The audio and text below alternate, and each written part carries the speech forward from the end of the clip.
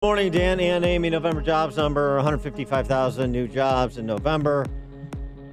Is that expected or under? That's under the street estimates, which were, I think, around 180,000. Is this an indication of a slowing economy?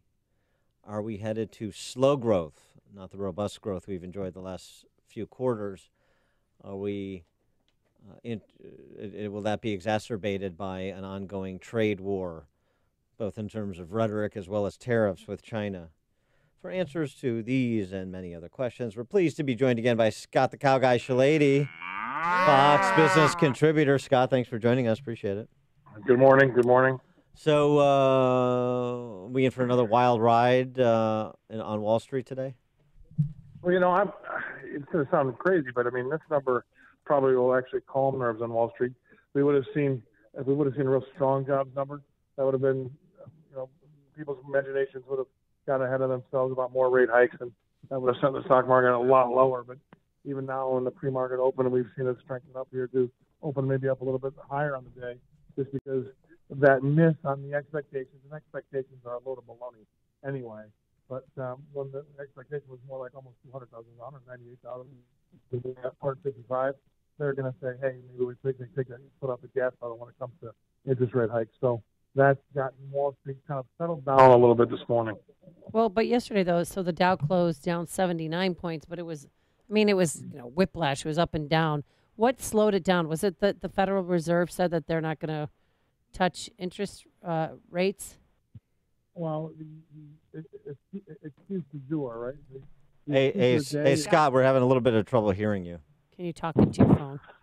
All right, how's that? Is that better? There you go. 1,000 times better. Yeah.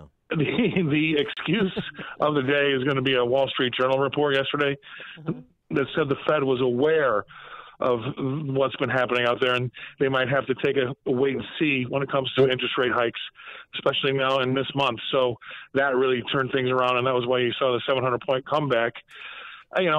That's what they're going to blame it on. But at the end of the day, there was also some capitulation. It was kind of a sell everything. It didn't matter what was out there. And we've seen the algorithms in these high frequency trading machines get involved as well. So yesterday was a great example about how it's hard to be involved on a day-to-day basis. And if you want to invest, it's got to be on a yearly basis, because yesterday is just kind of garbage, and we try to throw it out because it's white noise.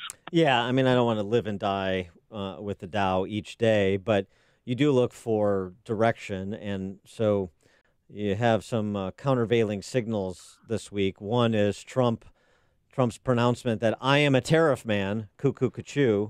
And then yesterday you had Fiat Chrysler announce they're opening a new assembly factory in Detroit, even as GM has been critical of Trump's tariffs in terms of the impact on their business, and that the announcement we discussed previously about layoffs. So, your assessment of what came out of the G20, what came out of Trump's Twitter account, and what came out of the automotive industry yesterday.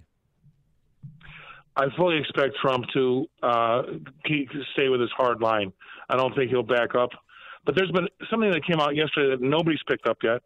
I'll give it exclusively to you, but there is an underlying feeling about this Huawei, this telephone company that the chief operating officer was arrested in Canada.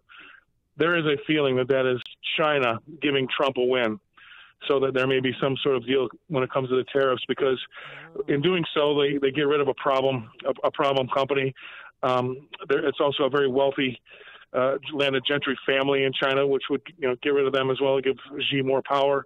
So there is a story going around saying that this is really something that was given to Trump as a win, and then maybe we can move forward with some sort of end to the tariff problem.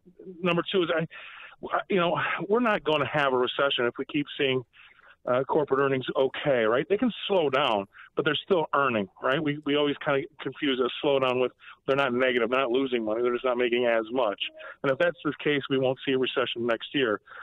I think that everybody's got their underwear in a bunch, because we're not going as fast as we were, but we're still doing well, and we're still doing better than anybody else out there. So if you want to trade places with any other major economy, I'd like to see which one it is, because I don't see one any better.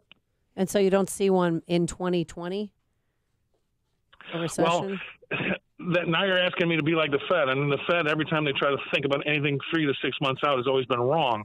I mean, it's pretty difficult. And in 2020, considering what we've just seen even yesterday, to say that we're going to have a recession, I mean, I could also say we're not going to have a recession and give you 10 reasons why that's the case. So it would just be you and I arguing over a pint of lager instead of really what's in front of us. And what's in front of us right now, things aren't too bad. With respect to just speaking about other countries, because, of course, what happens in Europe, what happens with China has an impact on our economy and our ability to grow. And this sort of meltdown of support and progress on Brexit. And I know you're based in London, so you have some on-the-ground perspective in addition to intellectual perspective on Brexit. But you have conservatives like Daniel Hannan sort of throwing up his hands with respect to Tories that are abandoning May and the idea of exiting the EU. Yeah, well, there's a lot of talk about that, and when push comes to shove, she gets the ball over the line somehow. I mean, I'm not happy with the deal that she's come back with, but no one's going to be happy with everything. Nigel Farage, a good guy, I like him, we get along, but he was expecting something that was going to be perfect. So I think that if you take a look at what the costs would have been to stay in the European Union over the next 50 years, they're gargantuan. I mean, if Europe wants to have their own army, they're going to have to pay for it. You're going to have to pay to bail out some of these countries. You're going to have to pay to bail out some of these banks. Think about the costs of staying in this club, which nobody talks about. There's some economic costs, which the Bank of England has tried to put out. But there are some much larger things that people don't really think about that are going to make this 2 to 3 year cut look cheap in the end. So is getting this deal done, is May getting this deal done and maintaining power, is that important for Britain's economy and by extension our economy, or is Europe sort of going to go the way of France? They're just going that way at different paces. Yes, I think that's close to the truth. I mean, nobody's talking about Macron in France is just facing now his own internal struggles, and they've put forward maybe a challenge to vote him out of office there. So France is melting down in front of our eyes. You know what's happened with Italy, and they're thumbing their noses at Brussels. And now this with the UK. I think what will happen. The problem is with UK, wherever you would turn is a big pile, right? You don't want to do another referendum. Everybody will be angry. If you have another referendum, it's not going to be by a large margin of whoever wins or loses. So that's not going to give you any clarity either. So every which way you turn in this problem, there isn't going to be a good outcome. So I think that ultimately, when it comes to either swallowing something you don't like or handing over power to Corbyn and the Labour Party here, I think the Tories will wake up on Tuesday morning and think, I just can't do it. I'm going to have to vote for this thing. And so, you talked about we don't want to be anybody else. Where would you rather be than America? And okay, I can see that point. But how much of China's slowing economic growth and the problems you just described in the EU could negatively impact America, regardless of corporate earnings? Well, that's a great point. And at some point in time, it will drag on the U.S. I mean, we can't go it alone. There is going to be a problem for the near future in Europe, and they just aren't going to be able to get their act together. Merkel is going to be going. Again, we still have Greece. You've got Italy that just bubbled up, and then don't forget about the Catalans and Spain. It's not good. So that will be a drag. China will be a drag, and they've manufactured their own GDP for I don't know how many years now. And I've said it before that you look at that economy, forget about how the U.S. might be slowing but still growing, but just not as fast. They took millions of people off of their bikes and put them in cars. They took them off their rice and started feeding them steak. You try to take the steak away and give them rice again, or try to take the car away and give them the bike again, they have a huge problem. So I think that ultimately that could slowly degrade our own growth here, but not as much as I think people think. And number two is if we do get a deal done with some free trade at the same time, you might think we might be heading into a recession, Amy, in 2020.